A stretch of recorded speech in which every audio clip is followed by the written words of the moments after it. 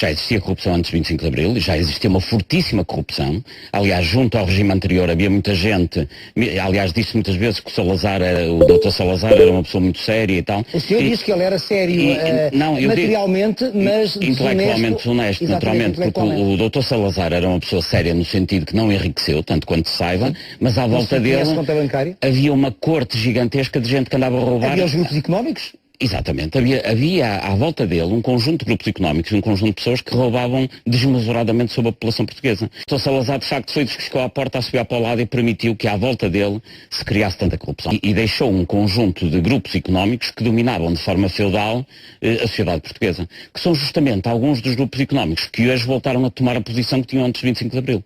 Hoje há um conjunto de grupos económicos em Portugal que têm a posição social e económica que tinham exatamente antes do 25 de Abril e a que os capitães de Abril já chamavam corrupção. E o combate à corrupção era efetivamente uma dessas medidas e nessa matéria o regime falhou redondamente. Não só nunca combateu a corrupção eficazmente, como nem sequer a combateu, como pior, o regime estruturou-se e organizou-se por forma a incentivar a corrupção. Então, e o combate à corrupção não existe ainda hoje, porquê? Porque nós sabemos de entidades como a Alta Autoridade contra a Corrupção, etc. Até no seio da Assembleia da República podem surgir comissões contra a corrupção. Nada funciona, porquê? Porque há uma grande promiscuidade entre a política e os negócios. Nós tivemos bem recentemente uma comissão de combate à corrupção no Parlamento. Não nesta legislatura, na legislatura anterior. Está às quinta, não é? Já acabou, enfim, teve algumas medidas positivas, mas tudo coisas irrelevantes. Mas isso porquê? Porque os indivíduos que faziam parte da comissão eram eles próprios interessados nos negócios que envolvem a corrupção. O próprio presidente da Comissão Parlamentar contra a Corrupção, que era na altura o deputado Vera Jardim, era ao mesmo tempo lutador contra a corrupção e presidente dessa comissão. Só que, entretanto, era presidente de um banco, do Banco Bilbao e Biscaia, de uma companhia de seguros, ao mesmo tempo que ele estava no Parlamento a combater a corrupção, era a Sociedade de Advogados, a que ele pertence ainda hoje, que fazia os contratos para as parcerias público-privadas, que são justamente os contratos que estão cheios de corrupção, a linha a linha. E, portanto, e estou a dar este exemplo, mas havia muitos mais.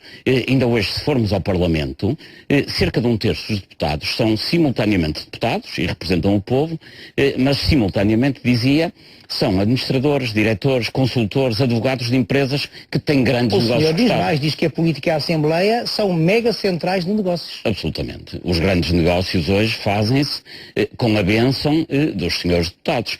No poder local, essa promiscuidade existe. Na política autárquica existe, mas na política autárquica também existe e é igualmente grave. E o senhor foi vice-presidente da Câmara Municipal do Porto ao tempo do Rui Rio. É verdade. E cada dia que lá estive, antes de lá estar, durante o tempo que lá passei e depois de lá ter estado, sempre estivemos a lutar contra a corrupção. As pessoas não se recordarão hoje, mas na campanha eleitoral em que fomos eleitos, portanto estávamos em 2001, o tema corrupção era exatamente um tema central. Na altura eu tinha o pelouro de urbanismo, indeferi muitos processos imobiliários que eram ilegais e por isso eu os indeferi e naturalmente os detentores do poder e as pessoas que tinham influência até na vida partidária, enfim, tudo fizeram para que eu não continuasse na Câmara e eu voltei à minha vida naturalmente. Mas de facto não houve ali a possibilidade, que teria sido uma possibilidade histórica, de numa grande Câmara do Porto, o urbanismo estar finalmente ao serviço do povo. A democracia não é isso. Eu recordo que o Durão Barroso prometeu um choque fiscal para baixar os impostos e depois aumentou-os.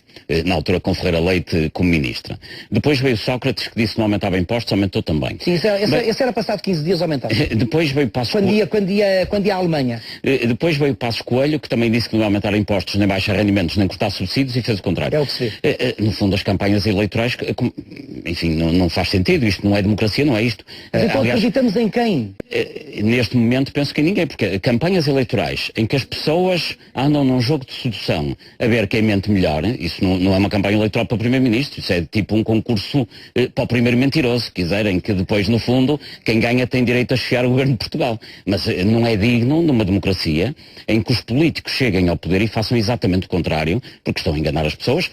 Aliás, são mais mentiras que... O grande problema hoje da vida política portuguesa é que a mentira domina tudo isto. Mente-se na campanha, mas mente-se depois também dizendo às pessoas que andaram a gastar acima das suas possibilidades. Nós não podemos esquecer, isso é inquestionável, que as contas públicas estão desequilibradas.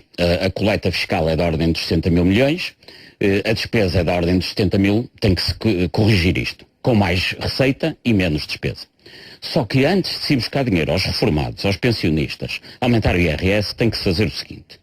baixar os custos das PPP e poupar cerca de 1.000 milhões de euros por ano. Baixar os custos com os juros da dívida e poupar 2.000 milhões de euros por ano. Baixar os custos de rendas de favor que o Estado paga. Eu recordo que neste momento as rendas imobiliárias baixam, mas o Estado cada vez paga mais rendas imobiliárias e poupar mais 600 ou 700 milhões, etc, etc. Portanto, há que reduzir a despesa no Estado onde ela é necessária. E ao nível da receita? Deve-se aumentar o IVA da restauração? Obviamente que não. Aumentar o IRS às pessoas? Obviamente que não. Então que tipo de imposto é que tem que se aplicar em Portugal?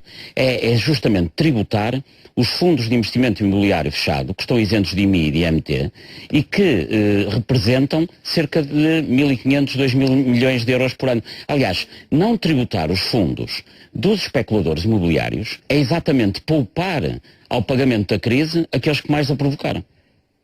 Nós temos estado a ser mal governados.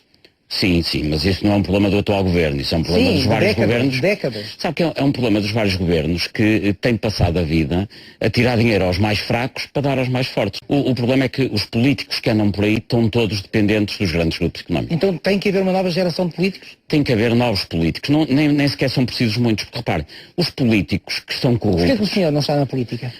Deixe-me só concluir. Os políticos que são corruptos não são a maioria, são 10 ou 15%. Acontece é que são 10 ou 15% que mandam em 90% do orçamento. E todos os outros andam ali, no fundo, a dar lastro à corrupção que estes 15% cometem. Se o senhor fosse para a política, se o senhor tivesse um cargo de decisão, que atitudes é que tomaria? Olha, a primeira das primeiras... Combateria eficazmente a corrupção ou seria engolido pela máquina, pelo sistema? Tentaria combatê-la. Se não conseguisse, vinha-me embora porque tinha vergonha de prometer uma coisa e chegar lá e fazer exatamente o contrário. Isso não faz sentido. Quem está num lugar político ao fim de 6 meses, é evidente que tem um período em que não é ao fim de 6 horas nem de 6 dias, mas se ao fim de 6 meses chegar à conclusão que não está a fazer aquilo que prometeu ao povo, o melhor é ter vergonha e ir para casa. Na classe política, eu tenho muita gente que fica muito ofendida comigo, tenho alguns processos de difamação em tribunal, tenho também na classe política um conjunto de pessoas que são muito simpáticos comigo, a ver se eu não falo